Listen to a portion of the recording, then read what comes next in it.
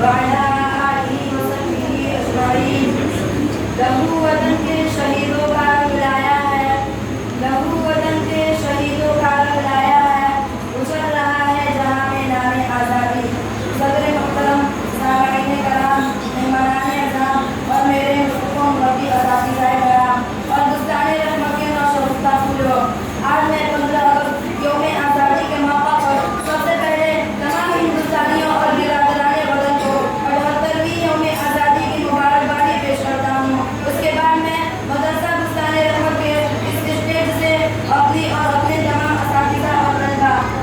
نیز تمام منتظمین اور کارکنان کی جانب سے ان تمام شہیدان وطن کو خراج عقیدت اور خراج تحسین پیش کرتا ہوں جنہوں نے اپنے جانوں کا نذرانہ پیش کر کے ہندوستان کو سیدھا سوارا اور قربان بڑھایا. محترم حضرات، جس ملک کی سرزمین میں ہم اور آپ زندگی بسر کر رہے ہیں، یہ ایک آزاد اور جمہوری ملک ہے اور ہم میں سے کون نہیں جانتا کہ 1947 عیسوی سے پہلے بھارت انگریزوں کا غلام بنا ہوا تھا، لیکن آج ہم آزاد ہندوستان میں چین کی سانس لے رہے ہیں. یہ وہی بھارت ہے جو کل تک جبر و تشدد سے کچلا جا رہا تھا، جن کے لوگوں پر جبر و تشدد کے پہاڑ ڈھائے جا رہے تھے، اس کے عزتی ناموس پر داغ لگایا جا رہا تھا. لیکن ہمارے بزرگوں نے، مہاپرشوں نے اور ہندوستانیوں نے صبح امید اور فصل بہار کے لیے کتنی قربانیاں دی ہیں، کیسی کیسی مصیبتیں جھیلی ہیں، قید و بند کی صعوبتیں برداشت کی ہیں، اور اس کے لیے سینکڑوں ہزاروں اور لاکھوں جانوں نے اپنے خون سے ہندوستان کے گوشہ گوشہ پر آزاد کیا ہے. ہمارے وطن عزیز ہندوستان میں انگریزوں کا تقریباً 200 سال تک آسمانہ تسلط رہا اور تاریخ گواہ ہے، تاریخ شاہد ہے، جب تک ہندوستانیوں کے بیچ دنیا بنی رہی، قوم و نسل ذات پر تمام رہا، انگریزوں پر مکمل کامیابی نہیں ملی. لیکن جب امام الہند مولانا ابوالکلام آزاد رحمۃ اللہ علیہ، ڈاکٹر ذاکر حسین، پنڈت جواہر لال نہرو، ڈاکٹر راجندر پرساد جیسے عظیم رہنماؤں نے ہندو، مسلم، سکھ، عیسائی آپس میں بھائی بھائی اور سبوں نے قوم و نسل اور ذات پات کے معاملوں کو بالائے طاق رکھ کر ایک جٹ ہو کر اتحاد کے ساتھ انگریزوں کا جنگ کے مقابلہ کیا. تب جا کر 15 اگست 1947 کو ہمارا یہ ملک انگریزوں کی غلامی سے آزاد ہوا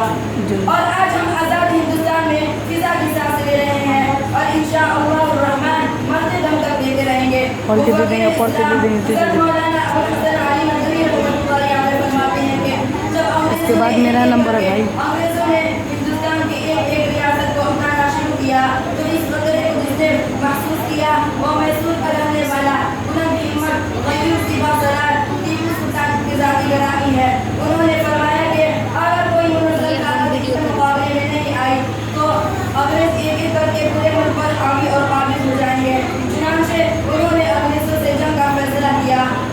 اور ہندوستان کے مختلف بادشاہوں اور نوابوں کو خطوط لکھے جس کے اندر انگریزوں سے جنگ پر آمادہ کرنے کی کوشش کی اور یہ مجاہد بادشاہ تنہ تنہا انگریزوں سے لڑتا رہا. آخرکار 4 مئی سری لنکا پٹنم کی لڑائی میں شہید ہو کر شہیدان وطن کی فہرست میں اپنا نام لکھوا کر انگریزوں کی غلامی اور قید والی زندگی کو موت پر ترجیح دیتے ہوئے فرمایا، شیر کی ایک دن کی زندگی ہجرت کی 100 سال کی زندگی سے بہتر ہے. انگریزوں نے مغل کے آخری بادشاہ بہادر شاہ ظفر کو گرفتار کر کے برما بھیج دیا جہاں ان کی موت ہوئی اور ان کو دفن ہونے کے لیے اپنے وطن عزیز کی 2 گز زمین بھی نہ رکھ سکی. اور اسی وطن کی آزادی کے لیے مفتی محمد فیض اللہ رحمۃ اللہ علیہ نے پھانسی کے پھندے کو گلے سے لگایا اور اسی آزادی کے بنا پر مولوی باقر علی انگریزوں کے طور کا نشانہ بنے اور اسی آزادی کے بنا پر مولانا ابوالکلام آزاد اور مہاتما گاندھی برطانوی قید خانے میں مصیبتیں اور پریشانیاں اٹھائیں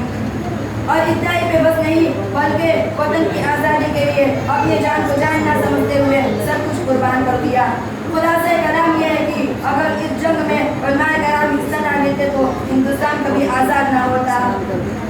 1917 کے اندر جب شیخ پیر مولانا محمود حسن دیوبندی رحمۃ اللہ علیہ نے انگریزوں کے خلاف فتویٰ دیا کہ انگریزوں کی فوج میں داخل ہونا حرام ہے تو انگریزوں نے مولانا کو اس فتویٰ کے بنا پر مالٹا کی جیل میں رسید کر دیا. اور اتنا ہی بے بس نہیں بلکہ مالٹا کے جیل میں جانے کے بعد انگریزوں نے مولانا کے جسم کو لوہے اور تانبے سے ڈانٹتے تھے. اور اتنا ہی بے بس نہیں بلکہ انگریز مولانا سے یہ مطالبہ کرتے تھے کہ اے شیخ الہند مولانا محمود حسن دیوبندی رحمۃ اللہ علیہ، انگریزوں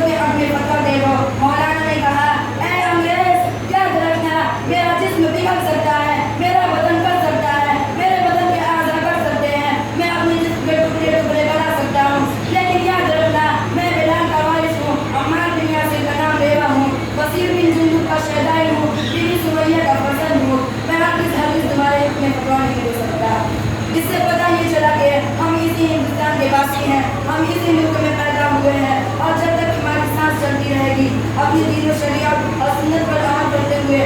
इज्जत के साथ, अजमत के साथ और शौकत के साथ जिंदगी गुजार देंगे। और जब हमारी मौत आएगी तो मरकर भी वतन अजीज की सरजमीन में दफन हो जाएंगे। जुदा बदन से ना हरगिज़ ये पैरहन होंगे, जुदा बदन से ना हरगिज़ ये पैरहन होंगे, वतन के होते हुए अपना बेवतन होंगे। हिजरत मुतालबा कभी हिजरत का हमसे मत करना, मुतालबा कभी हिजरत का हमसे मत करना, यहीं जिएंगे यहीं मरेंगे यहीं दफन होंगे। और 15 अगस्त यौम आज़ादी के मौका पर हम सब की तमन्ना है, हम सब की चाहत है, हम सब की ख्वाहिश है कि हमारा हिंदुस्तान अमन शांति और सुकून और आज़ादी का गहवारा बन जाए। हमारे हिंदुस्तान में प्यार दोस्ती और उखुवत चारगी और उखुवत भाईचारगी और कौमी यकजहती का माहौल बन जाए, और हमारा हिंदुस्तान चीन से ज़्यादा मजबूत, सिंगापुर से ज़्यादा स्ट्रांग और अमेरिका से ज़्यादा पावरफुल बन जाए। और हम बुलबुलों का ये सीधा सदा